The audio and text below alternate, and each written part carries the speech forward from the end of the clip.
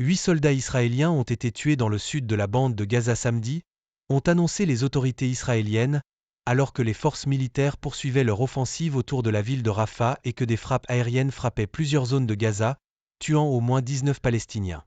Les habitants de la périphérie de Gaza ont déclaré que les frappes aériennes israéliennes avaient touché 2 maisons, tuant au moins 15 personnes. 4 autres ont été tués dans des frappes séparées dans le sud, selon les autorités sanitaires contrôlées par le Hamas. L'armée israélienne a indiqué que ses forces dans la ville de Rafah, près de la frontière avec l'Égypte, avaient saisi de grandes quantités d'armes, dont certaines cachées dans le vaste réseau de tunnels construits par le Hamas. Les combats se poursuivent alors que les tentatives de progrès vers un cessez-le-feu ont échoué. Des témoins à Rafah ont rapporté des attaques d'hélicoptères, tandis que la branche armée du Hamas a déclaré que ses militants avaient tiré des mortiers sur les troupes israéliennes près du quartier de Tal al-Sultan.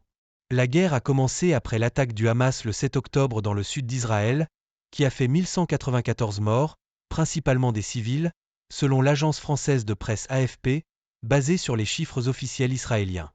Les militants ont également pris 251 otages. Sur ces otages, 116 restent à Gaza, bien que l'armée affirme que 41 sont morts.